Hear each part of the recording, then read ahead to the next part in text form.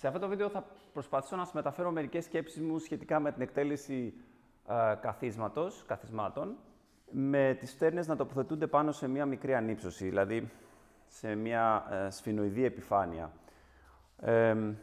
Θα έλεγα ότι γενικότερα ο κύριος λόγος που αυτού του είδους η εκτέλεση έχει γίνει αρκετά διάσημη ως και πλέον μόδα τα τελευταία χρόνια, έγκυται στο γεγονός ότι εξυπηρετεί κάποια άτομα στο να μπορέσουν να κρατήσουν μια πιο κάθετη θέση κατά την εκτέλεση καθίσματος, να μην χρειαστεί δηλαδή να έρθουν τόσο μπροστά, όπου βέβαια ο λόγος που έρχονται μπροστά κατά βάση δεν άπτεται σε θέματα κινητικότητας του ισχύου ή του αστραγάλου, όπως πολύ συχνά αναφέρεται, αλλά κυρίως σε θέματα σωματομετρίας και την θέση που πρέπει να πάρει το σώμα προκειμένου το κέντρο βάρους να διέρχεται πάνω από τα σημεία στήριξης και προκειμένου ουσιαστικά να διατηρηθεί η ισορροπία του σώματος του ασκούμενου.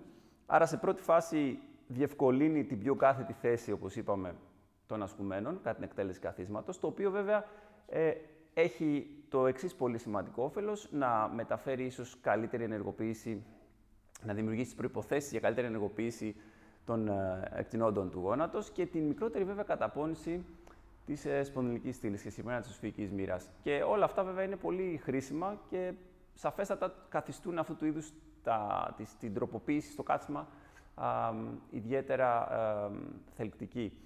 Ο δεύτερος λόγος που χρησιμοποιείται επίσης είναι η αντιμετώπιση ή τέλος πάντων η προσπάθεια για αποκατάσταση, ανάρρωση μετά από μια τενοτήτα ή τενοτοπάθεια στον τένοντα του τερεκεφάλου ή της επιγονατίδας. Και εδώ επίσης φαίνεται να υπάρχουν αρκετά καλά αποτελέσματα. Παρ' όλα αυτά όμως, δεν πρέπει πάλι εδώ να έχουμε μια αυτοματοποιημένη αντίδραση κάθε φορά που έχουμε μια εικόνα ή μάλλον έχουμε την πληροφορία ότι ο ασκούμενός μας έχει όντως τενοντοπάθεια επιγονατίδας ή του τένοντα του τερεκεφάλου.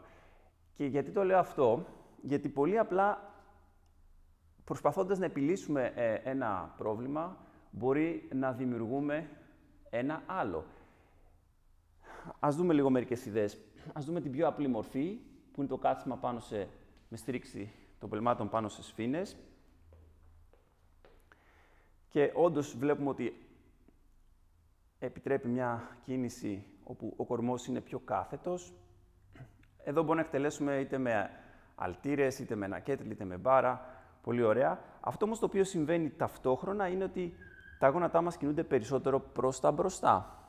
Εντάξει. Φυσικά και αυτό δεν είναι γενικευμένα μια κακή ιδέα. Δεν θα λέγαμε ποτέ ότι αυτό δεν πρέπει να συμβαίνει. Υπάρχουν έρευνες που το υποστηρίζουν άλλωστε. Αλλά θα πρέπει όμως να λάβουμε υπόψη μας την περίπτωση που έχουμε έναν ασκούμενο με χονδροπάθεια στις επιγονατίδες ή σε κάποια από τις δύο επιγονατίδες. Τι ακριβώς μπορεί να συμβαίνει στην επιγονατίδα σε αυτές τις περιπτώσεις, δηλαδή πώς αλλάζουν οι δυνάμεις συμπίεσης της επιγονατίδας όταν εκτελούμε με αυτόν τον τρόπο. Άλλωστε, δεν είναι λίγες οι φορές μάλλον που η εκτέλεση του καθίσματος ακόμα και χωρίς ανύψωση στις φτέρνες προμοτάρεται με το σκόπιμα να βγουν τα γόνατα ιδιαιτέρως μπροστά, υπερβολικά μπροστά από τις μύτες των δακτύλων, για παρόμοιους λόγους, δηλαδή με στόχο την αποκατάσταση μετά από μια τενοντοπάθεια, τενοντίτιδα, επιγονατίδα, ιστεροκεφάλου. Ναι, μεν, αλλά. Οπότε το ερώτημα μας εδώ είναι σε αυτή την ακραία, σε αυτή την μεγαλύτερη ουσιαστικά προβολή των γονάτων μπροστά από τα δάχτυλα των ποδιών, επηρεάζεται μόνο ο τένοντας ή επηρεάζεται και η επιγονατίδα? Με παρόμοια προσέγγιση έχουν αρχίσει και είναι αρκετά διάσημα η εκτέλεση καθισμάτων πάνω σε μια πιο σταθερή δομή, όπου ουσιαστικά όμως, αν το δούμε, είναι περί ακριβώς του ίδιου πράγματος, απλά με τη διαφορά ότι σε αυτό το αξεσουάρ μπορούμε να ρυθμίσουμε την κλίση, άρα το πόσο ψηλότερα θα σηκωθούν οι φτέρνες σε σχέση με το έδαφος.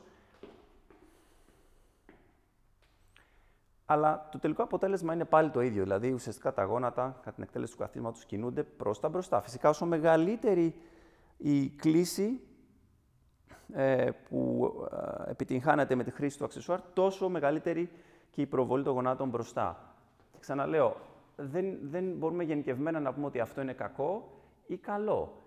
Γιατί επίσης μια δεύτερη σκέψη που μπορούμε να έχουμε πριν πάρουμε μια τέτοια απόφαση για το αν τελικά αυτή η επιλογή της άσκησης είναι κατάλληλη για τον ασκούμενό μας, θα μπορούσαμε να σκεφτούμε επίσης την κατάσταση των χιαστών αυτού του ασκούμενου και συγκεκριμένα του οπίστιου χιαστού.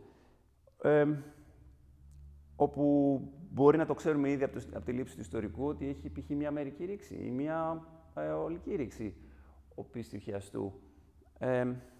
Είναι μια καλή ιδέα η εκτέλεση αυτού του είδους καθισμάτων. Θα έπρεπε να το γνωρίζουμε πριν το αποφασίσουμε αυτό. Και πάμε να δούμε και μια τρίτη επιλογή που κυμαίνεται στο ίδιο μήκος κύματος, αλλά με λίγο διαφορετικό τρόπο. Και είναι τα καθίσματα τύπου CC squat. Η ορολογία είναι πραγματικά αστεία, αλλά χρησιμοποιούνται ίσως κάποια αξεσουάρ συνήθως, αν και όπως δείξα προηγουμένως θα μπορούσαν να εκτελούνται απλά και με τον ασκούμενο να εκτελεί κάπως έτσι. Αλλά τώρα τελευταία είναι αρκετά διάσημα αυτού του είδους τα αξεσουάρ, τα οποία ουσιαστικά παγιδεύουν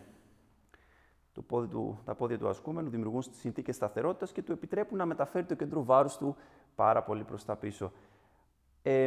Το τελικό αποτέλεσμα, όσον αφορά την μεταφορά τάσης πάνω στο δέντρο του υδροκεφάλου και τις πυγονατίδες, είναι παρόμοιο. Δεν αλλάζουν πάρα πολλά πράγματα. Ή μάλλον αλλάζουν, δεν μπορώ να πω ότι μπορώ να τα ποσοτικοποιήσω στο βαθμό που αλλάζουν. Ενώ εδώ μπορούμε να πούμε ότι όσο μεγαλύτερη η κλίση, τόσο μεγαλύτερη η μεταφορά τάσης στους στένοντες. Εδώ λοιπόν, παρότι τα γόνατα δεν βγαίνουν μπροστά, επειδή το κέντρο βάρους μεταφέρεται πάρα πολύ πίσω, πάλι η τάση αυξάνεται στους στένοντες. Και παράλληλα με αυτό αυξάνονται και οι συμπιεστικές δυνάμεις πάνω στην επιγονατίδα. Και κάτι άλλο όμως συμβαίνει εδώ. Είναι η πίεση που ασκείται από το μαξιλάρι στην κνήμη προς τα μπροστά.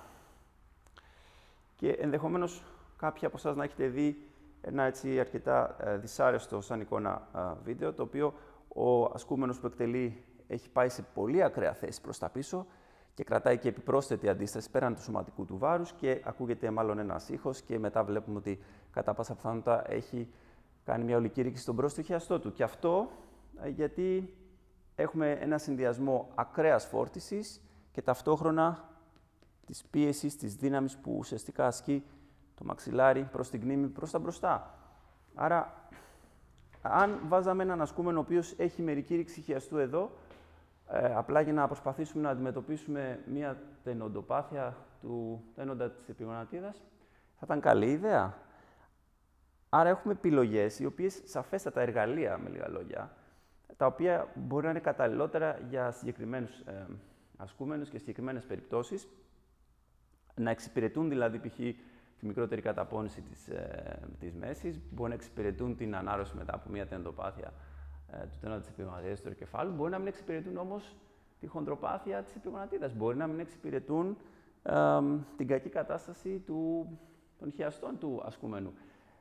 Και βέβαια, ίσως και άλλες παράμετροι που ούτε καν σκέφτομαι αυτή τη στιγμή και δεν αναφέρω. Το τελικό συμπέρασμα είναι ότι μπορούμε να επιλέγουμε ανάμεσα σε διαφορετικά εργαλεία, αλλά πάντα αναλογιζόμενοι κάποιες άλλες παραμέτρους που καθορίζουν την τελική μας απόφαση. Δεν μπορούμε να επιλέγουμε εργαλεία, ασκήσεις, απλά επειδή τις είδαμε στο YouTube, απλά επειδή είδαμε κάποιος να γράφει ότι αυτή είναι φανταστική άσκηση αν πονάει το γόνατό σου. Δεν ξέρουμε καν για ποιο λόγο μπορεί να πονάει το γόνατο ενός ασκούμενου και συνήθως εκεί απαιτείται η συνδρομή και άλλων ανθρώπων που είναι ίσως πιο κατάλληλοι από εμάς για να μας βοηθήσουν στην επιλογή του εργαλείου, βοηθώντας μας ουσιαστικά στην διάγνωση, για ποιο λόγο πονάει η περιοχή του γονάτου. Είναι επιγονατιδικό το θέμα, είναι τενόντιο, είναι ο μηνίσκος του, είναι...